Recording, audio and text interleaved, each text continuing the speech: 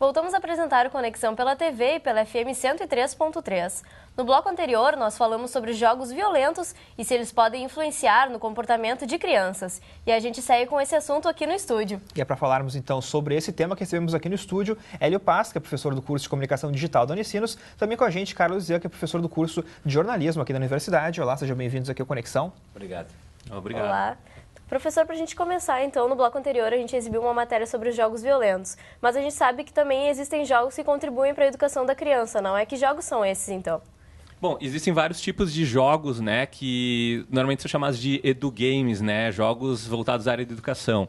Então, começa assim na pré-escola, games que ensinam a criança os números, né, as 4 operações, a alfabetização, né, com bonequinhos, com jogos, seguindo uma trilha, como se fosse um jogo de tabuleiro, mas isso transposto por uma linguagem digital, né.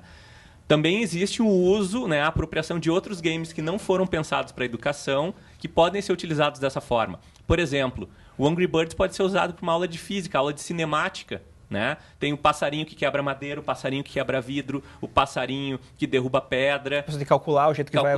Né, o ângulo, a curvatura, a velocidade, ele tem um peso, né? E isso pode ser usado por um professor de física também. Então, existem várias possibilidades, assim como também não deixam de ser jogos educativos, o que a gente chama hoje também, né, de news games, que são o uso, né, começou com infográfico e passou para adaptação para uma linguagem de game, para as pessoas entenderem melhor uma matéria jornalística sem que para isso seja necessário utilizar grandes recursos de áudio ou vídeo, por exemplo. E, professor Carlos, a gente viu no caso, né, nesse caso do menino, do Marcelo, né, que logo veio à tona a ligação dele com os jogos de videogame, os jogos violentos, inclusive, né? Por que a imprensa age dessa forma, então, em casos como esse, geralmente tentando, né, colocar ali em algum lugar, né, uma caixinha, né? Bom, ele gosta de jogos violentos, então... É por isso. É por aí.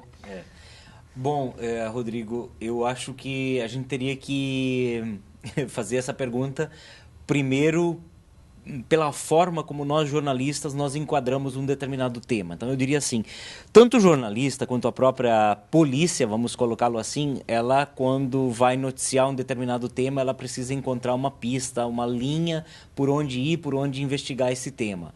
Quer dizer, pessoalmente eu acho lamentável a gente escolher um ponto que esse vai ser o vilão da história e esse vai ser acusado o tempo inteiro e é esse que vai ser trabalhado. Então eu diria assim, vamos colocar assim, por que não se acusa a indústria de armas? Quer dizer, na minha casa, eu tenho meu sobrinho, a gente estava comentando antes de entrar aqui no estúdio, o meu sobrinho adora vamos dizer assim, eu lembro de jogos anteriores em que tinha os Mortal Kombat, em que você tinha determinados temas violentos também, ou outros jogos que se jogam online, que se trabalha com armas. Na minha casa não tem arma.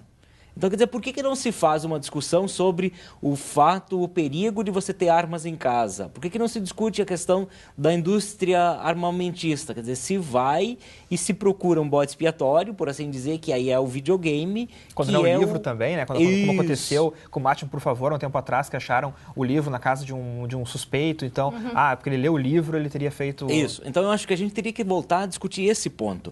E ali nós temos um caso bem particular, um caso muito específico, em que tem uma série de outros ingredientes e que um desses ingredientes é que esse menino, de fato, jogava bastante videogame e ele queria ser matador de aluguel. Então, eu acho que a pauta, muitas vezes, do jornalismo, ela enfatiza um ângulo apenas e ela não se pergunta sobre outros pontos que estão implicados nesse tema. E, professor Hélio, lá no curso de Comunicação Digital, qual é o conceito que os alunos aprendem sobre os jogos? Bom, tem o uso, né, de games para construção de aplicativos, de websites e de outros tipos de produto, né? Basicamente, hoje, o que está em voga, que eu até fiz um curso em EAD com um professor da Universidade da Pensilvânia, sobre isso se chama gamificação, ou seja, de trazer para uma cultura, para um ambiente, não jogo, estratégias de jogo. Então, um jogo tem regras, um jogo atribui pontuação, atribui prêmios, a gente evolui no jogo e muda de fase. Tem o grande desafio que é o chefão, digamos assim, né? Tem que superar o chefão. E após o chefão, tem que haver um momento de calmaria, ou seja, adversários ou desafios mais simples para que o gamer ele não fique naquele estado frequente de adrenalina plena, né? Então, assim, a gente trabalha, a gente lida com isso. Um exemplo seria hoje o Foursquare, por exemplo. Para que eu vou dar um check-in? Para que eu vou dizer que eu fiz 800 check-ins desde que eu pisei aqui no Unicinos, né? Para que eu vou dizer que eu passei pela sala dos professores, que eu estou aqui na TV Unicinos, que eu passei ali pelo Fratelo?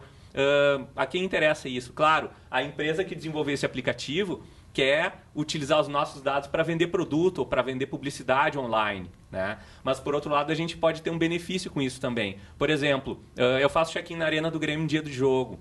Aí eu descobri que um amigo que faz anos que eu não vejo fez o check-in também. E vai procurar ele na Arena, né?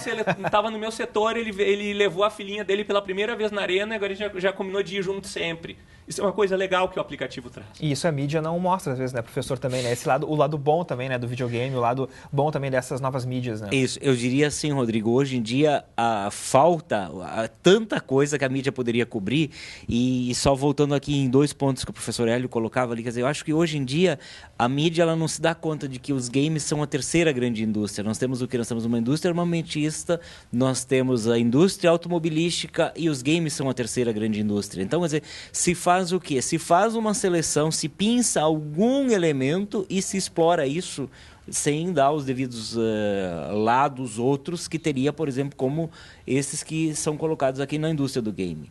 E eu diria também assim um ponto que o professor não coloca, mas que eu acho que nós jornalistas muitas vezes não conseguimos colocar, que é o seguinte, quer dizer, quando um game ou mesmo uma outra realidade gamificada ali surge, ela não surge à toa, ela não surge do nada, ela surge a partir de um texto, de algo que já está colocado na cultura. Então também, se no próprio game entra uma questão de violência, de uma morte, de matar uma pessoa, não é porque a pessoa que está criando o jogo ela está inventando isso. Isso é algo que existe na sociedade e que às vezes a gente quer meio que, com perdão da palavra, rasgar as vestes aqui, mas não se olha que esse é um texto que está ali fora na cultura, na sociedade e que a gente também traz para dentro do jogo. Uhum. Tá certo, então a gente agradece a presença de vocês e as informações aqui. Obrigada. Eu que agradeço. Valeu. Obrigado.